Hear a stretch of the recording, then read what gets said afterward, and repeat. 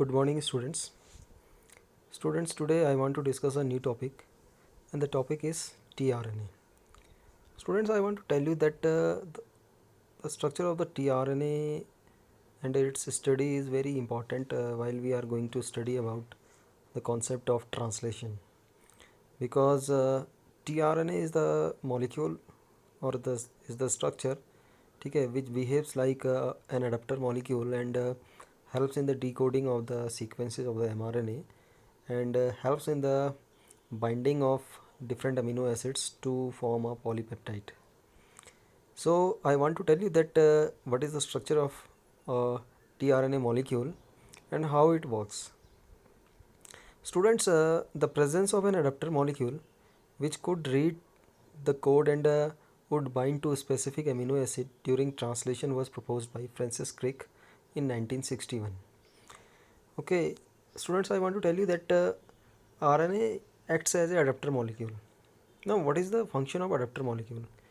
Before explaining it, I want to tell you that since we know that mRNA is a single stranded structure and it has some sequences, and on the basis of these sequences or in the basis of the triplet sequences or triplet codes, okay, the ribosomes are going to form or going to synthesize different kinds of polypeptides or different kinds of proteins.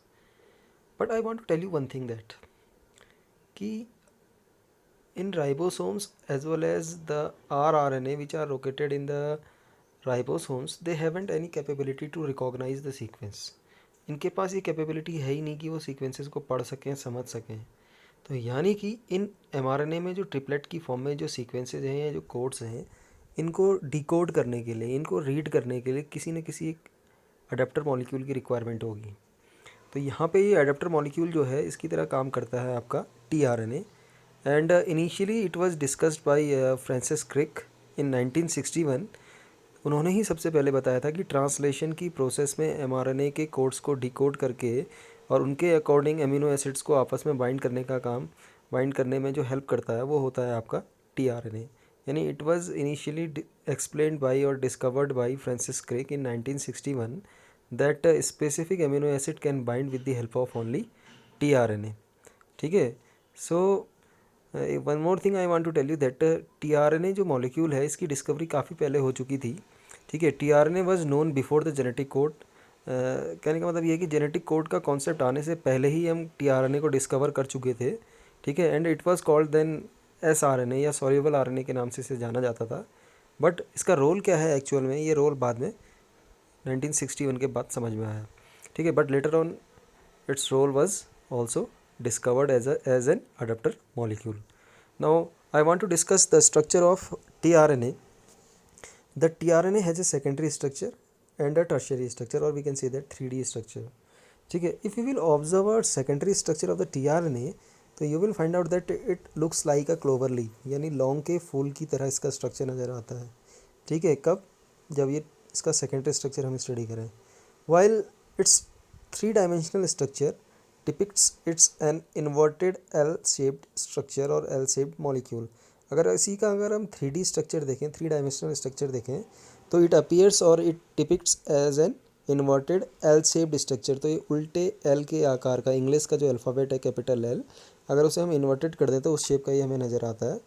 And you can easily observe that the tRNA molecule has 5 different arms or 5 different loops, and what are these I am going to tell you one by one about them. ठीक है. Now here you can observe 5 different loops.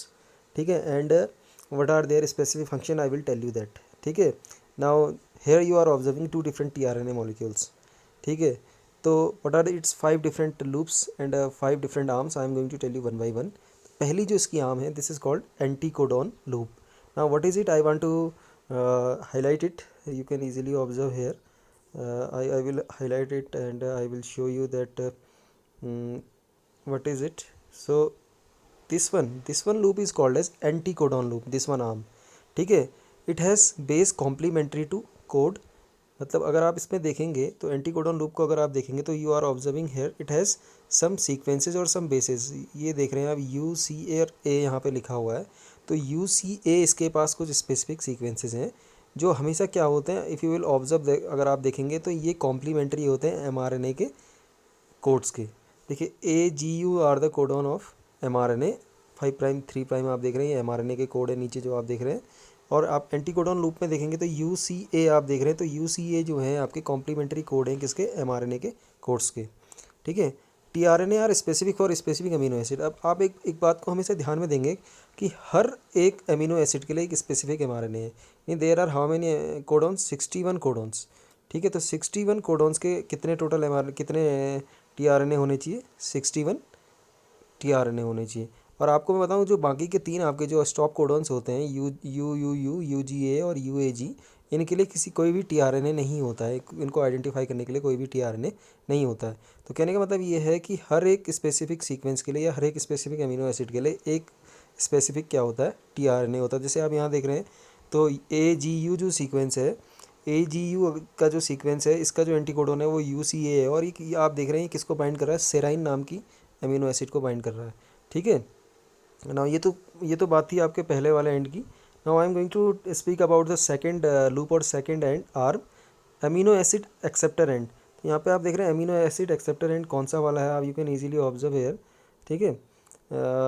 This one arm is called as amino acid acceptor arm. तो इस arm को बोला जाता है कि ये देखो, एक आर्म से तो एंटीकोडॉन लूप से तो ये आपके इसके पास एंटीकोडॉन्स हैं जो कोडॉन्स को डिकोड कर रहे हैं, और दूसरे आर्म से ये क्या करते हैं, आपका अमीनो एसिड को बाइंड करते हैं, ठीक है। तो ये जो एंड है ये अमीनो एसिड को बाइंड करने का काम करते हैं। While the third one is T loop. Now you can observe here which one is T loop, this one is called T loop और this one is T loop, ठीक है। तो T loop it helps in the binding of the ribosome. तो यानी कि ये क्या कहते हैं कि अमीनो एसिड्स को या mRNA को tRNA के साथ बाइंड करने में क्या करते हैं, हेल्प करते हैं। नाउ द लास्ट वन, ना fourth one is D loop, this is the D loop. Now what is the function of D loop, D loop helps in the binding of the amino acid synthetase.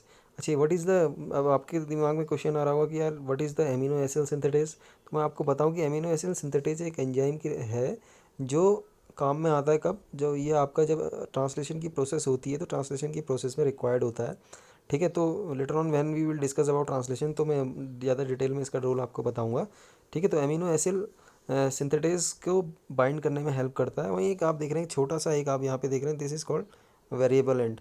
ये variable and जो fifth loop होता है या fifth arm हम कह सकते हैं, इसकी लेंथ वेरिएबल होती है, और इसका काम बेसिकली क्या होता है, it is variable in both nucleotide composition and length. तो न्यूक्लियोटाइड का कंपोजिशन और लेंथ, क्योंकि न्यूक्लियोटाइड कंपोजिशन छोटा बड़ा होगा तो जाहिर सी बात है लेंथ भी आपकी वेरिएबल होगी।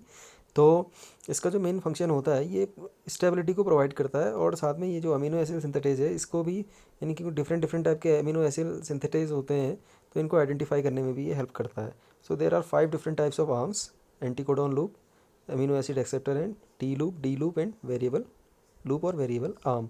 So this is the all about the structure of tRNA. I think uh, today's description is quite enough to understand the topic structure of the tRNA. If still you are feeling any difficulty, so you can consult your queries. Thank you. Bye bye.